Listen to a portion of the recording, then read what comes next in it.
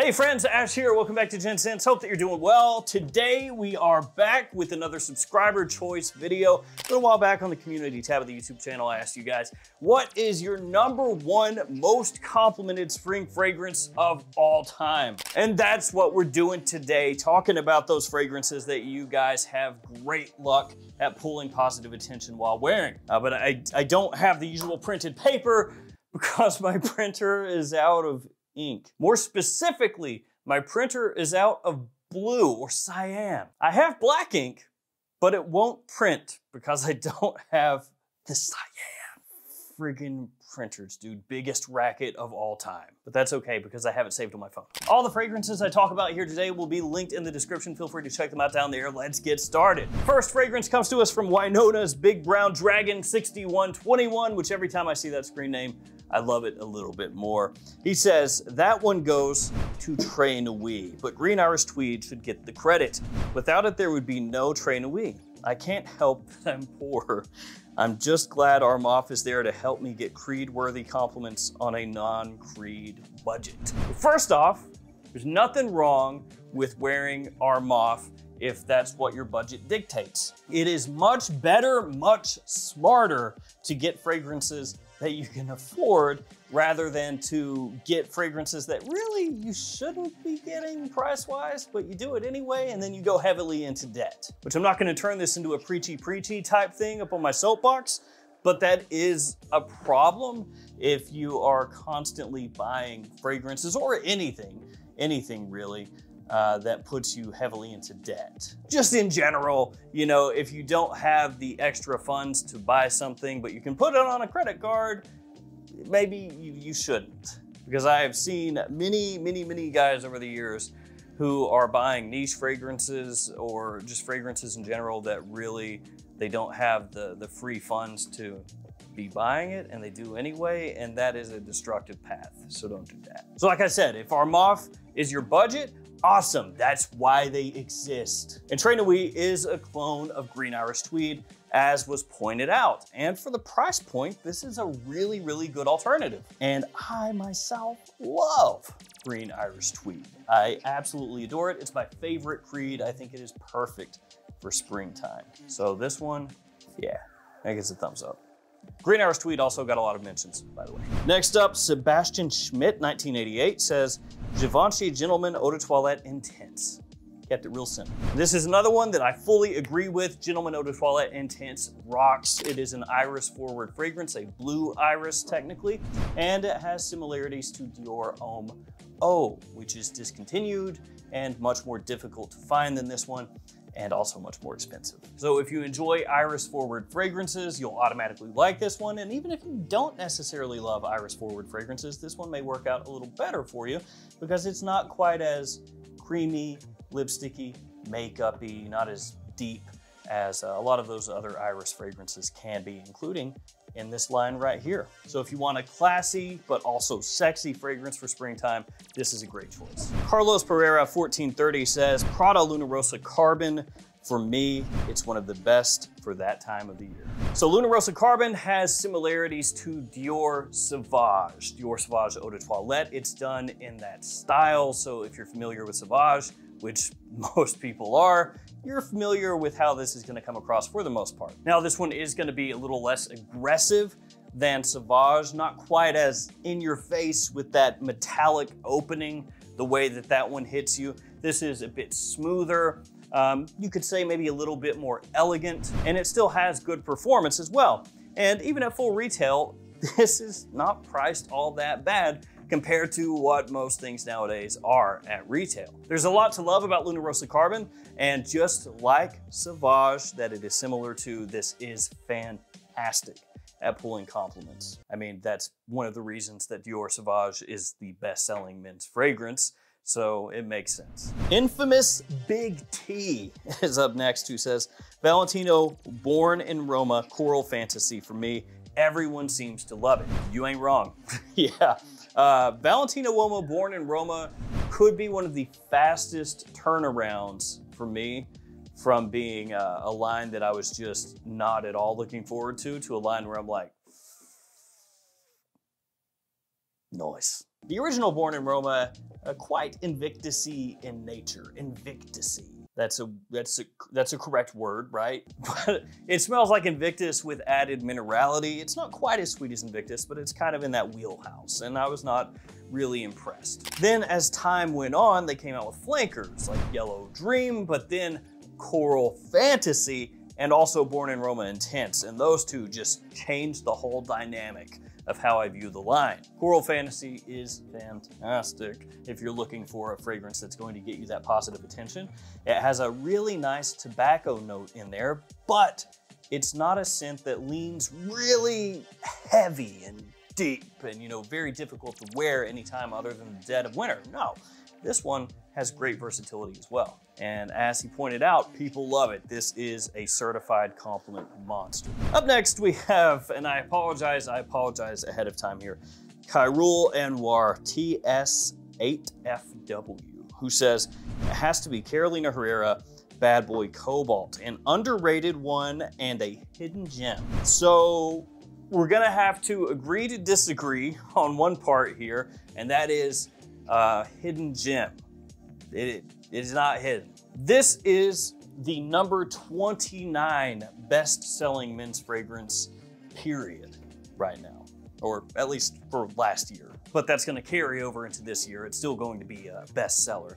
Now, you could say, well, yeah, but I mean, still, that's not a top 10. While that's true, I would say you probably can't call something that's a best-selling fragrance in the top 30 on the planet across the entirety of all men's fragrances a hidden gem. But at the same time, you could say that it's underrated if you really love the fragrance and you feel like it doesn't get the accolades it deserves. So underrated, yes, you can say that. Hidden gem, maybe not as much. In actuality, these fragrances sell less than this one, so that means these are all also hidden gems? I'm just busting your chops. But yes, Cobalt, this one is a great scent if you're looking for something very versatile, spring, summer, or fall. This one comes across sweet, but aromatic and fresh at the same time. It has plum in there, which gives it a different kind of fruity sweetness. Lavender, vetiver, and even truffle as one of the notes in the scent. And the presentation, I know some people really hate the lightning bolt, but it's kind of growing on me. Really, really good choice though, if you're looking for compliments. So yeah, I'm completely on board with that. Jingle Dubs, $39.89 next, says Tom Ford Bodour. Such a fantastic fragrance. It's all class and smells amazing. I get at least one person that asks what I have on when I wear that.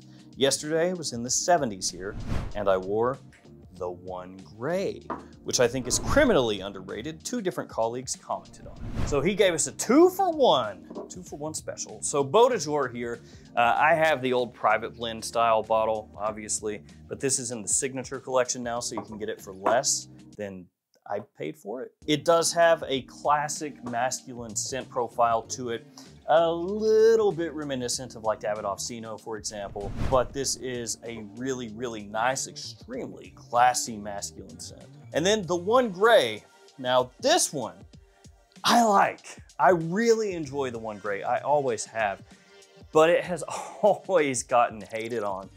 Not from other people, like when I'm wearing it around, that's not what I mean, just in general when this launched. It did not get a rousing acceptance, you know, when it was first put out there. It was more like trash. But I have always defended its honor. The one gray has remnants of the one in there, that, you know, ambery, sweet, seductive scent profile. It's there a bit, but it has been cleaned up a lot. It's been freshened up, and it has a very pleasant vetiver that's in there as well, which makes it a perfect office fragrance, a great casual fragrance for springtime, possibly even summer, early fall. And so I know that that one, it gets overlooked, it gets hated on, it gets everything else under the sun, but I still like the one gray. Up next, we have a fragrance from BB 13131313. I'm not an Android malfunctioning, that's just his screen name. He says, the OG Prada Lunar Rosa gets lost with all of the great flankers, but it's still one of the cleanest and most uplifting fragrances in my opinion. And he is right. For the most part, the original Lunar Rosa does get overlooked because most people are gonna talk about one of the oceans. You know, they got 3 of them now, or Carbon or Lunar Rosa Black. Not this one so much. And I have a few bottles of this. For some reason, I somehow have accumulated 3 bottles of Lunar Rosa over the years. This is like the newer presentation style. The old ones looked like a little metal cage almost. I don't know, maybe I prefer the old look, but this one does look smoother, a little cleaner, more modern. So OG Lunar Rosa, this stuff still works really, really nicely. It's got a little bit of a soapiness to it, not a surprise. It is a Prada. It has a bitter orange opening, which is gonna be different than most citrus openings across men's designer fragrances. It's got a nice classiness to it. It's maybe not as immediately attention grabbing as some things in the sense that it's a little bit more subtle, a little more classy, a little more refined than something that's gonna slap you upside the head with a 10-gallon drum of sweet sugar. But I do love sugar, I'm not gonna lie. And this is one that I do go back to from time to time, and I give it another wear because it's one of those things that if you haven't smelled it for a while, you'll be like, oh yeah, the original Lunar Rosa, I don't know. But you go back and smell it, you wear it again, and you're like, oh, yeah, this stuff is actually really good. I feel like that happens a lot with this one. I'm a blind kid. Up next says, Dolce & Gabbana Light Blue Intense. So this is one a lot of people would think of as more of like a summertime fragrance, though in general, I think spring and summer overlaps a lot when it comes to the fragrances. Basically, if something is gonna work in spring, probably work in summer also, just like fall and winter. So even though this is a summer scent to a lot of people, it works during spring. This one is a bit of a reimagining of the original light blue. Has a nice sea saltiness to it, very brisk, very fresh, and then a nice woodiness as the fragrance dries down. That one got a good amount of hype when it released some years ago. Over time, you know, maybe it's not quite as hyped as it used to be, but it still gets the job done. And for me personally, I prefer that over the original light blue. And the original light blue still sells like hotcakes. Like that stuff still sells really, really, really well. This one, while quite similar in ways to the OG, doesn't sell as much, which means it is a little more unique as far as how many people are gonna be wearing it. Silvio TF says, Sadly, by far. PDM Sadley. This is a very popular niche fragrance, and for good reason. Great versatility. Another one that's a spring and summertime beast. And this has really appealing mintiness when you first spray it on. Yeah, super brisk. So this also has a lot of citrus in there off the top. It has lavender as it dries down, and then an ambroxany, modern woody type of dry down. And we all know that when it comes to Parfums de Marly, that yes, they're niche fragrances, the quality is higher than your normal designer fragrance. They still make sense that have like designer sensibilities in mind. So by that I mean their fragrances are made to be worn and worn often. Sometimes with niche fragrances, and I'm not saying this is a bad thing, but sometimes with niche fragrances, they're made with versatility as a secondary thought. So they might come across more unique, more artistic, more interesting for a lot of people.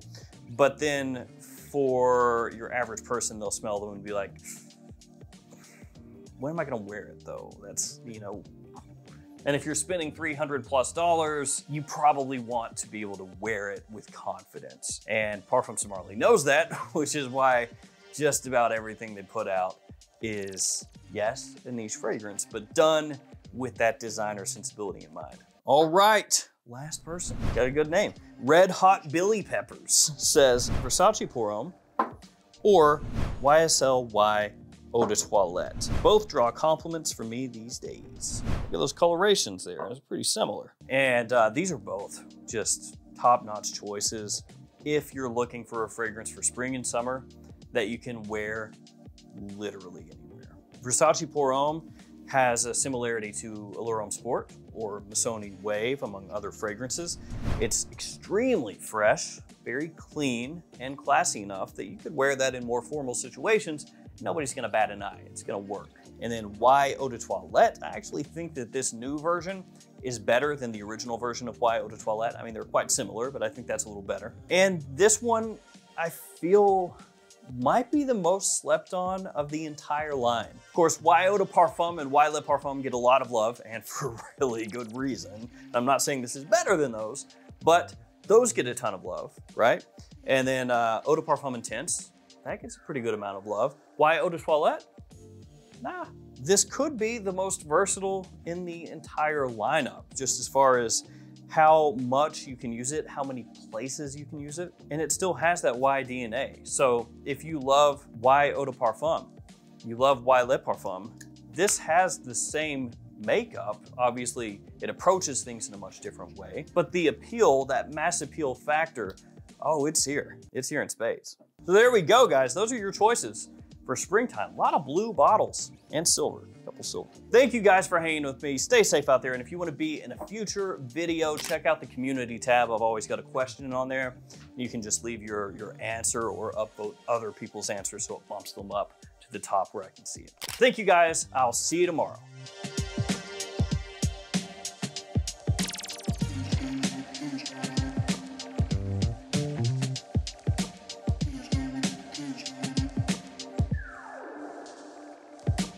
Thank you.